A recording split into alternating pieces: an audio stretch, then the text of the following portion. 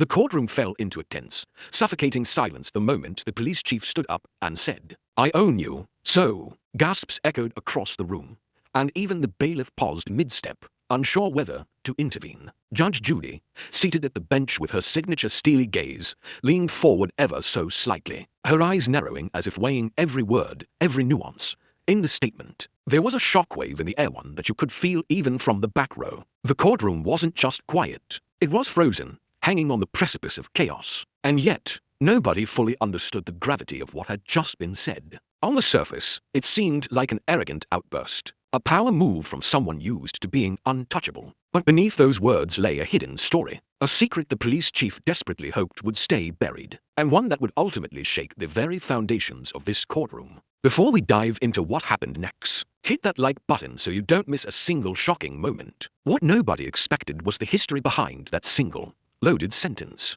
The police chief wasn't just flexing authority, he was signaling something far more sinister. There had been whispers in the corridors of power for months, rumors of evidence being manipulated, reports being quietly buried, and witnesses being threatened. Most people in the room had no idea, but Judge Judy had. And the underdog sitting across the aisle, visibly nervous yet oddly calm, had stumbled onto a truth that the police chief thought no one would ever uncover. That tension, the collision between public bravado and hidden vulnerability, was palpable. Every inch of the courtroom seemed charged with anticipation, as if even the air itself was holding its breath, waiting for the next move. The police chief's posture radiated confidence. He stood tall, chest forward, voice echoing against the high ceilings, eyes scanning the room to ensure all were watching, all were aware of his dominance. It was a performance perfected over decades, a man trained to command, to intimidate, to make people second-guess themselves before they even thought to speak. But the tiny twitch in his left hand betrayed something he would rather keep hidden: anxiety. The recognition that this moment was slipping from his control. Even as he smiled, it was a calculated smile, designed to mask fear. And in that fleeting moment, Judge Judy saw it. The underdog, meanwhile, had been quietly observing every micro-expression, every slight shift in tone. Calm, collected, yet internally brimming with urgency. They knew they held something the police chief could never predict. It was the kind of information that could turn the courtroom upside down. In an instant, a piece of evidence so damning that even his bravado could not withstand it. The audience in the courtroom, and those who would later hear this story, had no inkling of it yet. The secret lingered in the shadows, a ticking time bomb waiting for the perfect moment to explode. As the police chief continued speaking, throwing insults and claiming dominance, the underdog didn't flinch. Their calmness, almost eerily so, only heightened the tension, making the audience silently root for them. Every word from the antagonist, every arrogant claim, every wave of his hand, only added layers to the suspense. What would he say next? How would Judge Judy respond? And most importantly, what hidden truth was about to surface? These questions buzzed in the air, invisible yet unavoidable. There was a pause, brief but charged, as Judge Judy finally cleared her throat. She didn't yell, she didn't slam her gavel. She simply looked at him, her expression unreadable, her eyes cutting through every layer of deception. The effect was immediate. The police chief shifted slightly in his seat, a subtle crack in his otherwise unshakable facade. It was as though the room collectively sensed that this was no ordinary courtroom day. Something big, something shocking, was about to unfold. And just when you think you know where this story is going, that's when the first true revelation hits a partial truth, one that raises more questions than it answers. It was then that a small, almost imperceptible comment from the underdog caught everyone off guard. A line of questioning, a detail mentioned in passing, hinted at the hidden secret that no one had dared to speak aloud. The audience leaned in, hooked, as the tension built. It was the perfect storm of arrogance, authority, hidden evidence, and a silent, simmering reckoning. This was only the beginning. The layers were just starting to peel back, and the fallout from what would come next promised to be explosive. The police chief, clearly accustomed to being untouchable, leaned back in his chair, a smug smile stretching across his face as if the courtroom belonged entirely to him. He spoke with a slow, deliberate confidence, each word dripping with authority and an almost cruel certainty. "You think you can challenge me in my own city?" he sneered, glancing briefly at Judge Judy before letting his gaze sweep over the underdog. The courtroom seemed to shrink under the weight of his presence, his rank and reputation filling every corner like an invisible wall. People had been warned about him, whispered stories circulating about how no one dared question his judgment, how he wielded his badge as both shield and weapon. But today, that confidence would be tested in ways he could never have imagined. He continued, dismissing the underdog's nervous glances and subtle attempts to assert themselves, belittling them with a mix of sarcasm and authority. "Do you really think the law works the same way for you as it does for me?" His voice echoed against the walls, loud enough to provoke gasps and murmurs from the audience. The arrogance was palpable, almost tangible, and it sent a ripple of anger through the courtroom. People hated bullies, and he was the epitome of one, powerful, arrogant, and completely convinced of his invincibility. But in that same arrogance, he revealed a fatal flaw. Overconfidence blinds even the most seasoned authorities. Every gesture, every word, seemed choreographed to reinforce his dominance. He straightened his tie, tapped his fingers on the desk, and occasionally smirked at the judge as if daring her to challenge him. Yet beneath the surface, there was tension. His movements, though calculated, were slightly too sharp, too rehearsed. The underdog noticed it immediately, understanding instinctively that this man's bravado was a mask. He wanted everyone to see him as untouchable. But cracks were forming, small but undeniable. Judge Judy, silent but alert, observed every move. She didn't interrupt, yet her strategy was patience. She knew that arrogance often leads to mistakes, and that a man so consumed by his own power rarely anticipated when the balance would shift. Meanwhile, the underdog's eyes never left the chief, recording every twitch, every pause, every subtle sign of discomfort. There was a quiet strength in their composure, a silent promise that they weren't intimidated, and that made the audience root for them even more. The police chief then attempted to assert dominance through intimidation, leaning forward and lowering his voice to a threatening tone. "I suggest you understand your place," he said, the words laced with both command and mockery. But the courtroom, rather than cowering, felt a simmering tension rising, like the calm before a storm. His words, meant to silence and scare, only made the underdog's resolve sharper and more determined. And in that moment, the first seeds of his downfall were quietly planted. Invisible to everyone but Judge Judy and the keenly observant underdog. It was a performance. No doubt a calculated display of authority. A man used to bending situations to his will. Yet the overconfidence was blinding. While the audience saw power, the underdog saw vulnerability. While the police chief thought he was in control, the judge recognized the perfect opportunity to expose him. The arrogance that had carried him for years now set the stage for a spectacular reversal, one that would leave the courtroom and everyone watching utterly stunned. And as the tension thickened, it became clear that this confrontation was only just beginning. The underdog wasn't just sitting there to be intimidated. They were ready, quietly gathering the threads of evidence, watching for the moment when the police chief's arrogance would become his undoing. The stakes were rising. The audience was hooked, and the air was electric with anticipation. Every word from the antagonist now felt heavier, every gesture more consequential. It was a masterclass in power and pride, and the fallout would be unforgettable. Across from the police chief, sitting almost inconspicuously, was the underdog. Unlike the police chief, there was no aura of intimidation surrounding them, no smug confidence or rehearsed dominance. Instead, there was a quiet strength, a calmness that seemed out of place in such a tense courtroom. Their hands rested lightly on the table, fingers fidgeting just enough to show nervousness, but not weakness, and their eyes scanned the room with a sharpness that belied their outward composure. This was someone who had been underestimated from the start, someone the chief assumed he could dismiss without a second thought. And that assumption, as it would soon become clear, was his gravest mistake.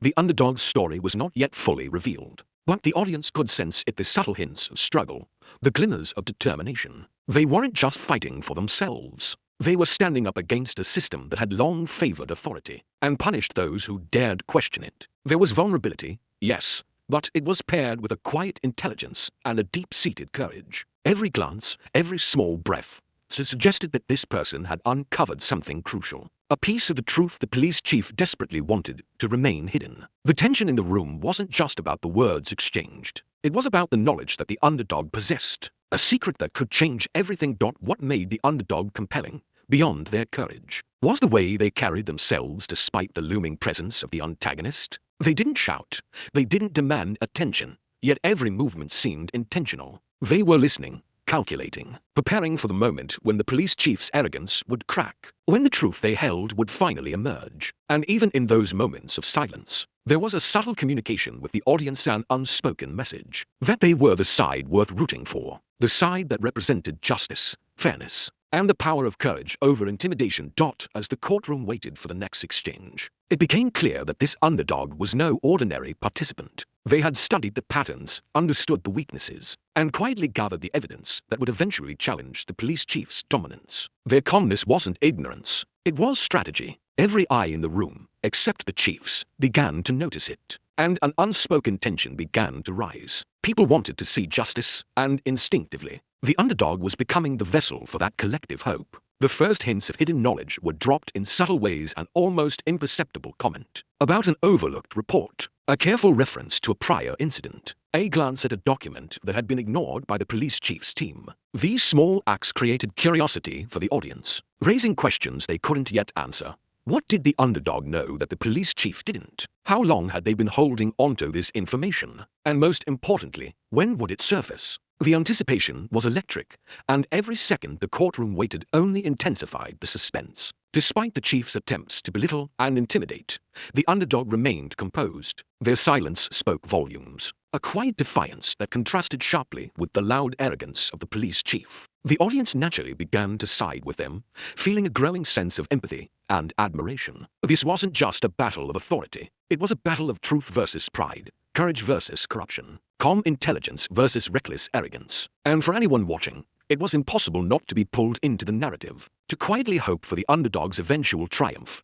Even in these early moments, the tension hinted at the coming clash. The underdog wasn't just a passive observer. They were an active participant in a story that was about to explode. And while the police chief thought he controlled the courtroom, the audience could sense that the balance of power was about to shift in ways he could never anticipate. Every slight movement, every measured glance from the underdog was a promise that the hidden truth would soon emerge, setting the stage for the dramatic confrontations to come. The courtroom had already been charged with tension, but it reached a breaking point the moment the police chief spoke again, his voice booming with a mix of anger and smugness. "You think you can outsmart me in my own court?" he snapped, leaning forward, eyes narrowing as they locked onto the underdog. Every word dripped with condescension, meant to belittle, intimidate, and assert dominance. But instead of fear, his aggression sparked a palpable resistance in the room. The audience, sensing the injustice in his tone and the arrogance behind every word, leaned in, as if holding their collective breath for the inevitable collision. Judge Judy, ever the master of timing, remained calm but visibly attentive. Her eyes followed every subtle twitch in the police chief's demeanor, her fingers poised but still, her silence acting as a mirror to the courtroom's collective suspense. It was a calculated strategy. She knew that escalation often reveals cracks in even the most powerful people. The police chief, blinded by his own arrogance, failed to notice the shifting energy, the quiet but growing anticipation that the underdog's next move might just undo him entirely. Then, in a moment that sent murmurs through the courtroom, the police chief made a remark that was almost too audacious to believe. "Do you really think your little tricks will matter here? I've handled situations far more complicated than yours. You're out of your league." The words were designed to crush confidence, yet they only heightened the suspense. The underdog remained calm, eyes steady, but a subtle shift in posture suggested readiness, a mental preparation for the moment that would define this courtroom showdown. The audience could feel it. A storm was brewing. The underdog's calmness contrasted sharply with the chief's loud, arrogant theatrics, creating a dynamic tension that drew everyone in. People watching the story unfold would later describe this moment as a turning point. Even though the climax was still to come, every syllable spoken by the chief, every sneer, every attempt at domination, was setting the stage for a shocking reversal that nobody yet dared to predict. And then came the first ripple of doubt in the police chief's armor. A slip of phrase, a hesitation, a slightly offhand comment that betrayed more than he intended. The audience, even those unfamiliar with courtroom nuances, could sense that this was no longer just bluster. Something the underdog knew, some hidden truth, was about to surface, and it was already rattling the antagonist's confidence. Judge Judy's silence magnified the effect, as if she was silently daring him to overplay his hand. Knowing that the courtroom would remember every mistake at this critical juncture, the tension became almost unbearable, and the audience needed a small pause, a subtle nudge to keep them fully invested. If this already has you on the edge of your seat, the narrator might say, "Hit subscribe. Trust me, you don't want to miss what happens next." It was a natural moment for engagement, because the story itself had already gripped viewers. The escalation demanded they stay tuned. The police chief, sensing the shifting tide but too arrogant to adapt, pushed even harder, doubling down on his threats and insults. But with every forceful statement, the underdog's calm gaze only became more pronounced. It was a silent challenge, a quiet assertion that he was not untouchable, that his arrogance could be countered with strategy, composure, and knowledge. Every audience member, whether in the room or watching online, could feel the tension snapping like a live wire. The collision was imminent, the moment when the hidden truth would rise to the surface, and the balance of power would begin to shift in dramatic fashion. This was more than just a battle of words. It was a psychological chess match, played out under the glaring eyes of Judge Judy, where one wrong move from the police chief could unravel everything he thought he controlled. And the audience, now fully engaged, could sense that the climax was not far off. The stage was set for revelations, for hidden evidence to emerge, and for the courtroom drama to escalate beyond anything anyone had anticipated. The tension in the courtroom reached a new peak as the underdog finally spoke, carefully choosing words that hinted at the hidden truth without giving it all away. If we examine the report from last month, they said calmly, sliding a folder across the table, it becomes clear that some statements don't match the official record. The police chief's confident smirk faltered for the first time, his eyes narrowing as he leaned forward, trying to regain control. What had been a performance of dominance and arrogance now faced the first undeniable threat, and the courtroom collectively sensed the shift. The atmosphere was electric. Every person in that room, from the audience to the judge, felt the tension snap taut like a drawn bowstring. Piece by piece, the underdog revealed subtle inconsistencies, minor details that, when connected, painted a picture far different from the narrative the police chief had been pushing for months. Each revelation was delivered with calm precision, forcing the antagonist to react, to stumble, and to reveal more than he intended. Sweat formed along his brow, his posture stiffened, and the earlier confidence that had filled the room with intimidation began to crumble. It was a meticulous unraveling, a masterclass in patience and strategy, and the audience could feel their satisfaction building. A sense of justice in real time. Judge Judy watched quietly, her eyes sharp, occasionally glancing down at documents before returning her gaze to the police chief. There was no immediate reprimand, no dramatic outburst, just a controlled observation that amplified the impact of each hidden detail. As it emerged, the power dynamic in the room was visibly shifting. What the police chief had assumed was untouchable, unassailable authority was now under intense scrutiny, and the underdog had carefully positioned themselves as the arbiter of truth. At this pivotal moment, the tension was punctuated by a subtle but unmistakable display of the chief's faltering control. A slight twitch of the hand, a pause too long between sentences, a forced chuckle, each small detail compounded, signaling to the courtroom audience that his arrogance had finally met its match. The underdog, maintaining perfect composure, continued to drop pieces of evidence like puzzle pieces, each one building the framework for the final revelation. The audience, whether in the room or watching online, could sense that the tide was turning, that the police chief's carefully constructed facade was beginning to crumble under the weight of truth. And just when the audience thought the underdog had revealed nearly everything, a critical piece of hidden evidence surfaced, a document that nobody had expected. The courtroom reacted collectively, a mixture of shock and awe. The police chief's face paled slightly, his mouth opening and closing as if searching for words. But none came. The revelation was a game-changer, a turning point that shifted the balance irrevocably. The power that had once seemed absolute now appeared fragile, and the audience could feel the anticipation for the next blow building rapidly. This was the moment where viewers were compelled to engage, to comment, to react. It was impossible not to feel drawn in, to silently cheer for the underdog's strategy, and to marvel at the police chief's unraveling control. What do you think will happen next? Was the unspoken question hanging in the air, a perfect moment to encourage comments and discussion. Each second was thick with suspense, each exchange layered with tension, and every audience member could sense that the climax was approaching, that the final confrontation was near.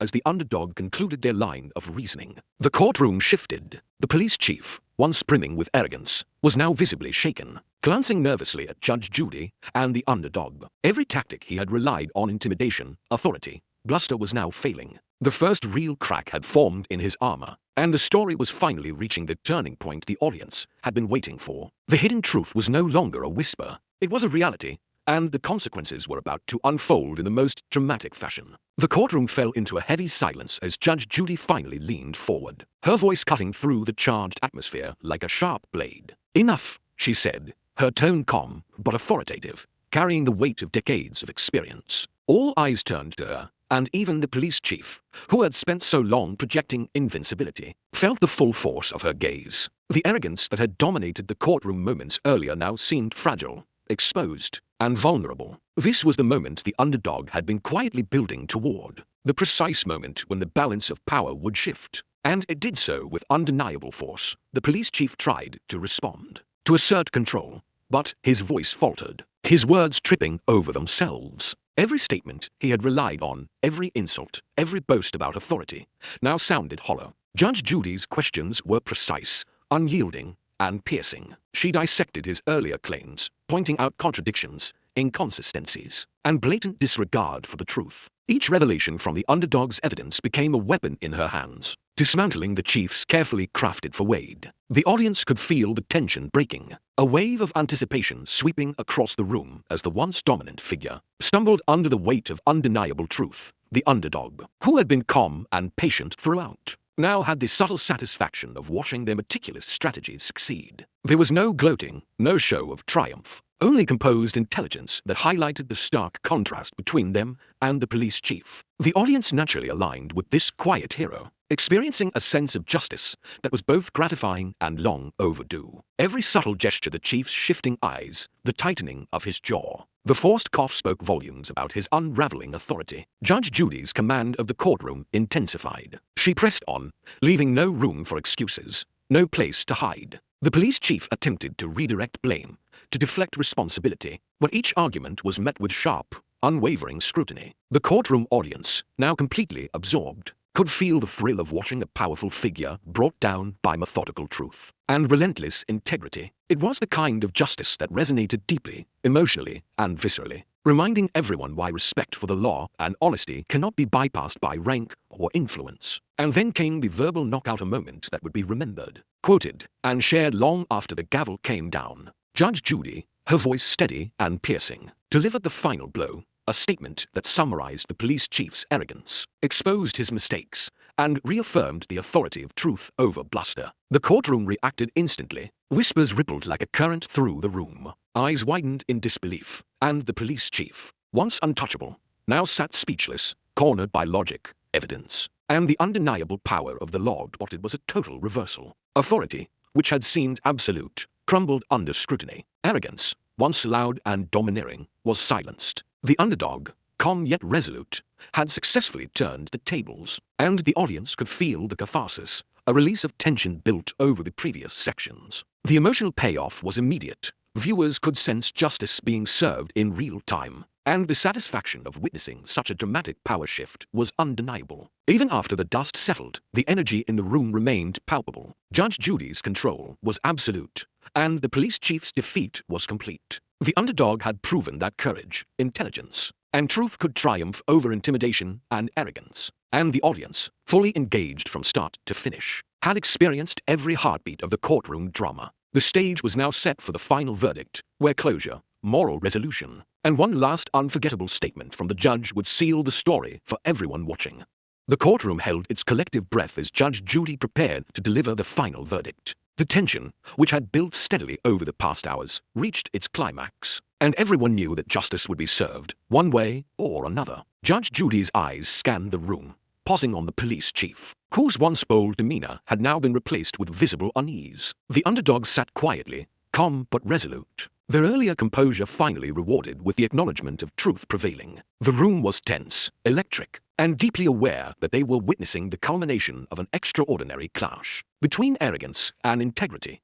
With a voice both commanding and measured, Judge Judy addressed the police chief directly. "You were given the authority to protect, not to intimidate. And yet, time and again, your actions have shown the very opposite." Her words cut through the air, precise and undeniable, leaving no room for excuses. The police chief shifted uncomfortably, aware that the judgment was final, that the evidence had spoken louder than any threats or attempts at dominance. The courtroom absorbed every word, feeling the weight of accountability pressing down on someone who had long believed themselves untouchable. The underdog, who had endured intimidation and bravado without faltering, finally exhaled, a subtle relief visible in their posture. Justice had been restored not through force, but through courage, intelligence, and careful strategy. Judge Judy continued, her words a moral beacon. "Let this be a lesson, not just for you, But for everyone watching, power is meaningless without responsibility, and arrogance is never stronger than truth. The audience felt the resonance of her words,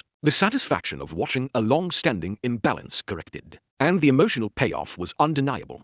The police chief, now fully exposed, had no retort. His previous authority had evaporated, replaced by the stark reality of consequence. Every glance, every movement betrayed the understanding that he had underestimated both the underdog and the power of accountability. The courtroom's energy, once charged with tension and fear, now shifted to a sense of closure and justice fulfilled. Viewers, fully engaged from the very first explosive hook, felt a release of the suspense that had held them captive. Experiencing the narrative's dramatic arc in its entirety, Judge Judy's final statement echoed through the room. Memorable and quotable.